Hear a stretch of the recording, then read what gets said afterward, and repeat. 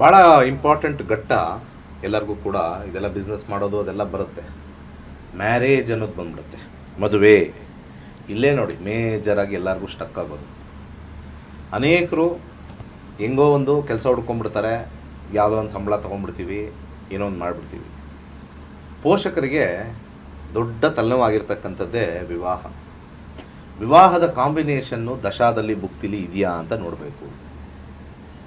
ಹಾಗೆ ವಿವಾಹದಲ್ಲಿರ್ತಕ್ಕಂಥ ಕಾಂಬಿನೇಷನ್ ಮೇಲೆ ಕೆಲವರು ಹೇಳ್ತಾರೆ, ನಾನು ಇವಾಗಲೇ ಮದುವೆ ಆಗಲ್ಲ, ಇನ್ನೊಂದು 2 ವರ್ಷ ಹೋಗಲಿ, ಇನ್ನೊಂದು 3 ವರ್ಷ ಹೋಗಲಿ, ಆಲ್ರೆಡಿ 27-28 ಆಗ್ಬಿಟ್ಟಿರುತ್ತೆ, 30 ಆದಮೇಲೆ. ಇಲ್ಲಿ ತವಕಗಳು, ಮದುವೆ ಆಗ್ತಾಳೋ ಇಲ್ವೋ, ಸಮಾಜದ ಒಂದು ಒತ್ತಡ, ಸಮಾಜದಿಂದ ಒತ್ತಡ, ಇನ್ನೂ ಮದುವೆ ಆಗಿಲ್ವಾ, ಒಳ್ಳೆ ಓದಿದ್ದಾರೆ, ಕೆಲಸದಲ್ಲಿದ್ದಾರೆ, ಇನ್ನೇನು ಕತೆ.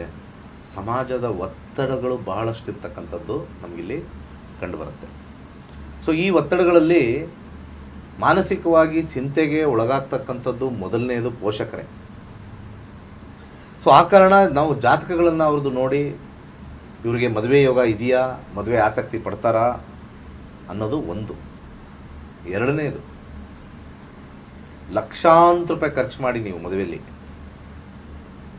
3 ತಿಂಗಳಿಗೋ 6 ತಿಂಗಳಿಗೋ 1 ವರ್ಷಕ್ಕೋ ಗಲಾಟೆಗಳಾಗಿ ವಾಪಸ್ ಬರೋ ಸಂದರ್ಭ ಇದ್ದಾಗ ಜಾತಕ ಎತ್ಕೊಂಡು ಓಡ್ತೀರ. ಮೊದಲೊಂದು ಸತಿ ಜಾತಕ ತೋರಿಸಿರ್ತೀರ, ಚೆನ್ನಾಗಿದೆ, ಚೆನ್ನಾಗಿ ಆಗ್ಬರುತ್ತೆ ಅಂತ ಹೇಳಿರ್ತಾರೋ, ಅಥವಾ ಈ ನಡುವೆ ಯಾರೂ ಕೂಡ, ಎಸ್ಪೆಷಲಿ ಎಲ್ಲ ಜ್ಯೋತಿಷರು ಮತ್ತು ಕಾಂಪೌಂಡ್ರುಗಳು ಹೆದರಿಕೆ ಬಂದ್ಬಿಟ್ಟಿದೆ. ಹೆದರಿಕೆ, ಎಲ್ಲಿ ನಾವು ಚೆನ್ನಾಗಿದೆ ಅಂತ ಹೇಳ್ಬಿಡ್ತೋ ವಾಪಸ್ ನಮ್ಮ ಬುಡಕ್ಕೆ ಬರುತ್ತೋ ಅಂಥೇಳಿ ಇವಾಗ ಎಲ್ಲ ಜ್ಯೋತಿಷರು, ಕಾಂಪೌಂಡ್ರುಗಳು, ಪುರೋಹಿತರುಗಳೆಲ್ಲ ಚೆನ್ನಾಗಿಲ್ಲ ಅನ್ನೋದೇ ಸ್ಟಾರ್ಟ್ ಆಗ್ತಾ ಇದೆ. ಕೆಲವು ಕಾಂಬಿನೇಷನ್ 2-7 ಬಂದಾಗ ಚೆನ್ನಾಗಿದೆ, ಬೇಗ ಆಗ್ಬೋದು, ಚೆನ್ನಾಗಿದೆ ಅಂತ ನಮ್ಮ ದಶಾಭುಕ್ತಿಗಳಲ್ಲಿ ಬಂದಾಗೂ ಕೂಡ ಅನುಭವ ಜಾಸ್ತಿ ಆಗ್ಬಿಟ್ಟಿದೆ ಈಗ. ಯಾಕೆಂದರೆ ಭಾಳ ಹಿಂದೆ ಗುಣಮಿಲನದ ಮೇಲೆ ನಿಂತಿದ್ರು ಎಲ್ಲರೂ. 36ಕ್ಕೆ 33, 32 ಬಂದ್ಬಿಟ್ರೆ ಮದುವೆ ಮಾಡ್ಕೊಂಬಿಡೋಣ ಅಂತ ಹೇಳೋರು. ಈಗ ಅದು ಬಿಟ್ಬಿಟ್ರು. ಪಾಯಿಂಟ್ಸ್ ಎಲ್ಲ ಹಾಕಾದ್ಮೇಲೆ ಆಮೇಲೆ ಅಲ್ಲಿ ಜಾತಕದ ಮೇಲೆ ಹೋಗ್ತಾರೆ. ಇದು ಸೆಟ್ ಆಗುತ್ತೆ, ಆದರೆ ಕೆಲವು ಗ್ರಹಗತಿಗಳು ಸರಿ ಇಲ್ಲ. ಅಡ್ಡಗೋಡೆ ಮೇಲೆ ದೀಪ ಇಡ್ತಕ್ಕಂಥ ಕೆಲಸವನ್ನು ಜ್ಯೋತಿಷರು ಮಾಡ್ತಾ ಇದ್ದಾರೆ. ಈಗ ಟಿ ವಿಯಲ್ಲಿ ಮೊದಲನೇ ಮದುವೆ ಬಿಟ್ಬಿಟ್ಟು 2ನೇ ಮದುವೆ ಯೋಗ ಇದೆಯಾ ಅಂತ ಸ್ಟಾರ್ಟ್ ಆಗ್ಬಿಟ್ಟಿದೆ.